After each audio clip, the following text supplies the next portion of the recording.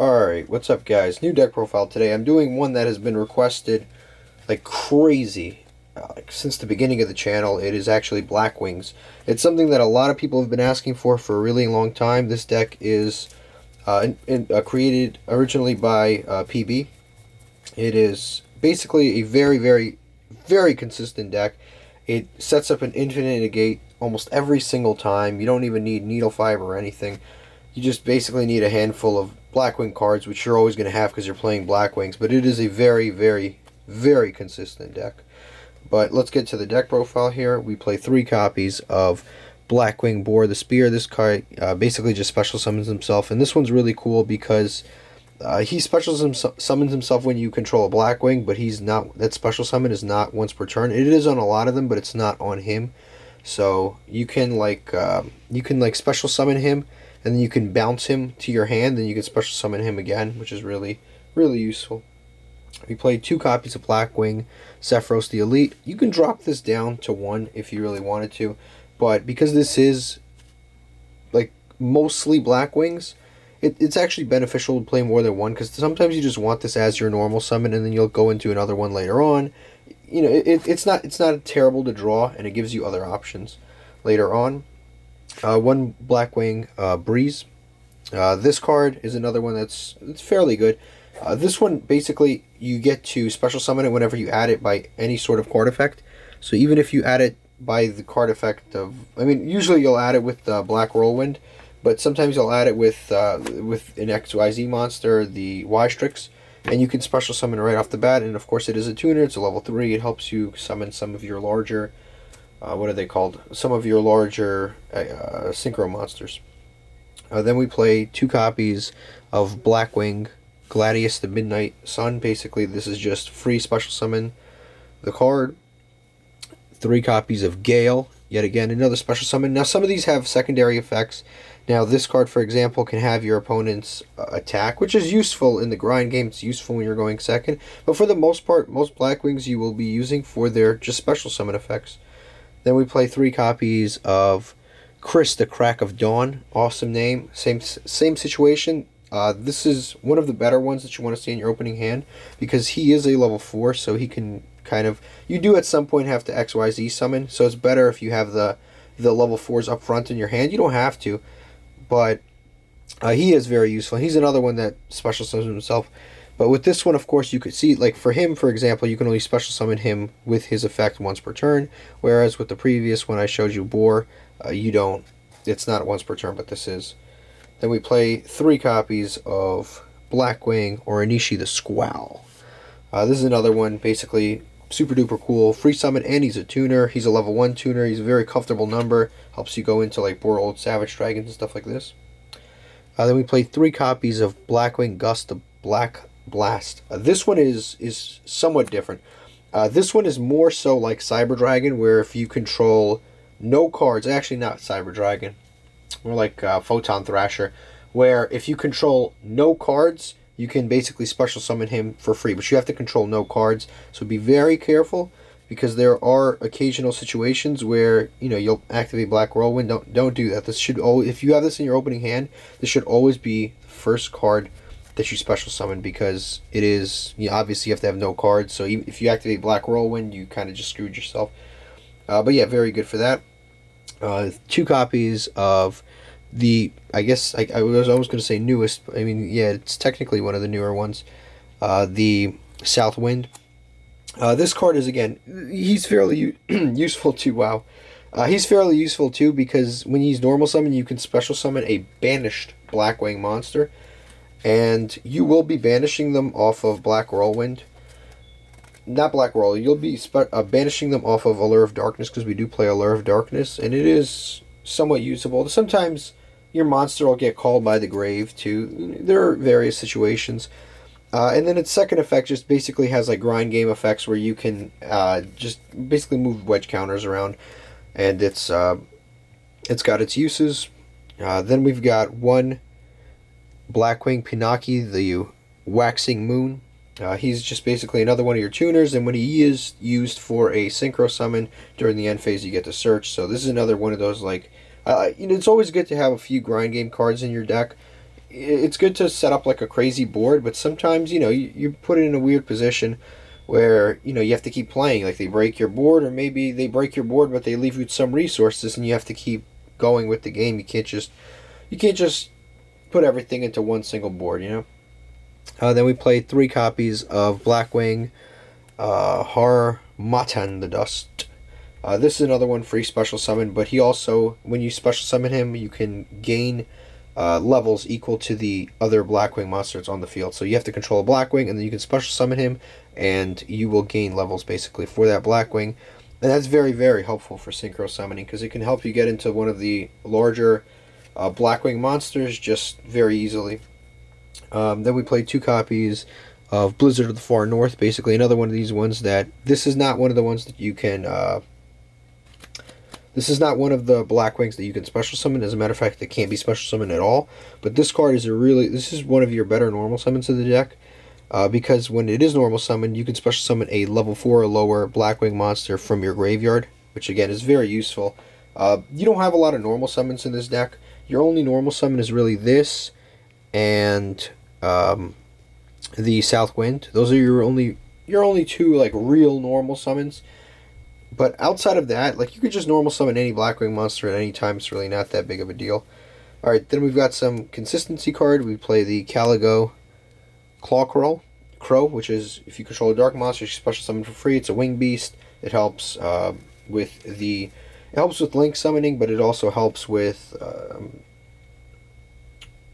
sometimes it's synchros, but for the most part it's just link summons. I play it at 1 because it's a hard once per turn, but it's basically like another Blackwing, to be honest with you. 1 raidraptor Singing Lanus. This is again another card.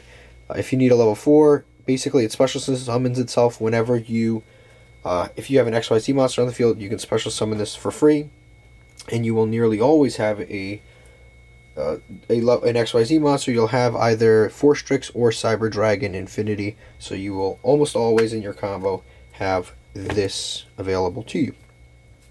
Alright, then we have just kind of all of the cards that we have an option to use for our first turn board, which is first up Dragon Buster.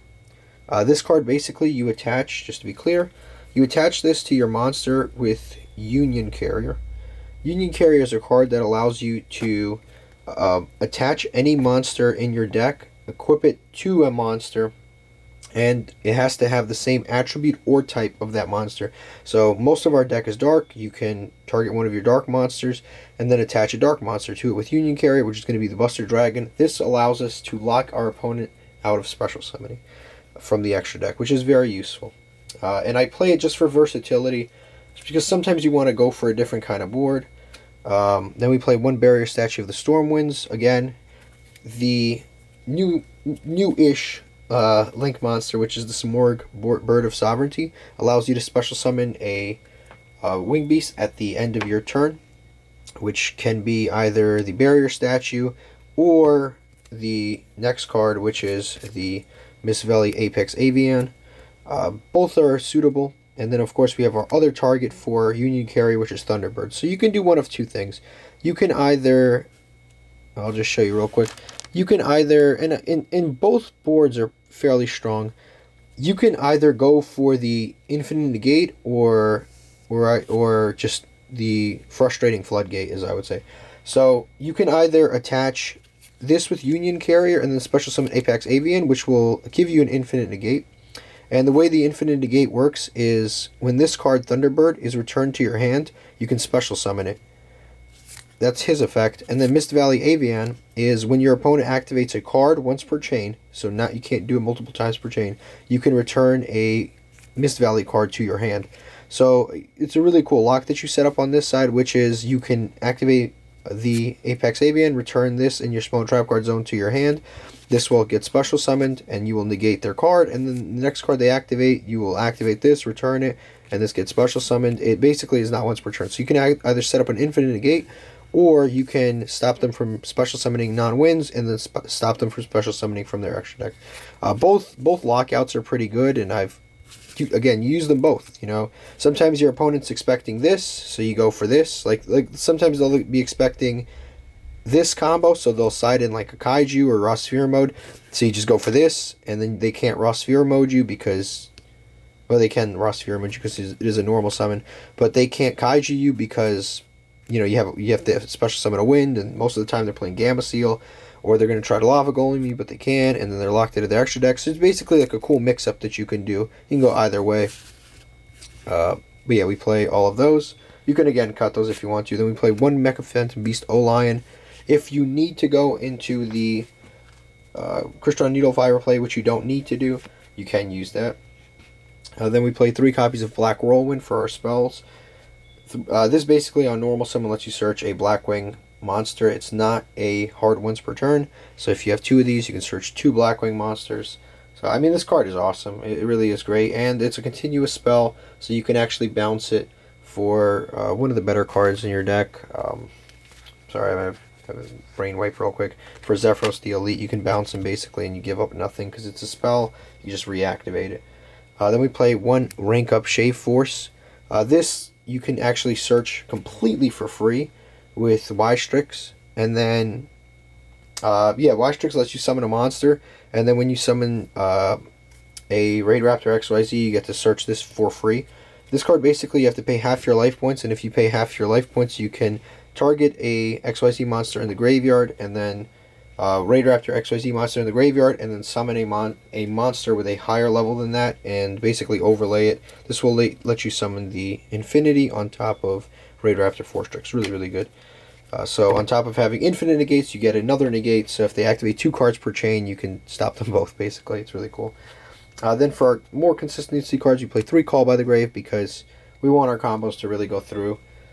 It is a very much of a combo deck. It's very, like I said, this deck is very simple, but very consistent. It consistently sets up an infinite negate and a Cyber Dragon Infinity. Occasionally, you can extend further than that. You can summon an IP, you can summon a Borreload Savage Dragon, you can summon the Full Armor Master on top of that, but most of the time, like the majority of the time that you'll play, you'll have the Infinite Negate and the Infinity. That's like your bread and butter. Then we play 3 copies of Allure of Darkness. Again, another consistency draw card, and it actually is sort of like a combo card with that other card that I showed you, the newest Blackwing. I forget his name too. Some of these Blackwings, I really just, their names evade me. Southwind. It's like a little combo with him that you can do. It's awesome. Alright, let's move on to the extra deck, which is really where all the magic happens. We play 1 copy of Metal Marcher. Basically, this is basically a really cool card that you can do either with needlefber or without, which is that you can, when this card special summon, you get to special summon a tuner from your graveyard, and then any monster, any synchro that you make with this becomes a tuner. So very useful. So he's really good because anything you basically use for him, you get back for free anyway. 1 Borreload Savage Dragon for the negates. 1 Blackwing Full Armor Master. Disgusting, amazing card. It's unaffected by everything. He's really strong. And on top of that, he steals your opponent's monster. He's like a crazy card. 1 Obsidian Hawk Joe. This is one of your kind of lower monsters. Helps you sometimes actually go into the Black Armor Master. It's useful for that. 1 Infinity, which, because you don't need to play the Nova, you'll just overlay it over the next card, which is 4-Strix. This card basically allows you to search a level 4 or lower Winged Beast monster, which is nearly your entire deck. It has to be a dark Winged Beast monster, but it's almost entirely your whole deck. 1 Link Cross, because we do have very, very strong synchro capabilities in this deck. So Link Cross does a lot of good, I can tell you that. 1 Phoenix, 1 Unicorn. Most of the time you'll be going into these with the next card, which is the IP Masquerena, during your opponent's turn, so it's an added interruption, but if you are going second, those are just good to have. 1 Crystron Needlefber or Halqifibrax. 1 Y-Strix. Again, like I said, this on summon, this card summons a level 4 or lower dark Winged Beast monster, but its effects are negated on the field. And then again, like I said, when an XYZ monster is summoned, you can basically add that Shave Force. You set it, and then you can use it later. One Union Carry, extremely important for the reasons I said previously, that you need that for the lock. One Simorgh, Bird of Sovereignty. Again, very, very good card. During the end phase, it does a whole lot because it lets you special summon basically any Wing Beast monster you want, which is essentially your entire deck. And one boss monster, Crusade Halqifibrax. This is like the main card that we go into to get over our real big problems. So we just go into IP and then the Crusade Halqifibrax sometimes during our opponent's turn. And now, like, let's say we summon that barrier statue. Your opponent can only attack, for example, the Crusade Halqifibrax, and they basically are screwed. They can't win. But yeah, that's it. Very, very cool deck. Waiting a whole long while to create this deck. I should have probably released it earlier, but you know, you got to go on with your life. But yeah, give it a try. It's a really, really fun deck. Infinite negates. Very, very consistently infinite negates. So thank you for watching, guys.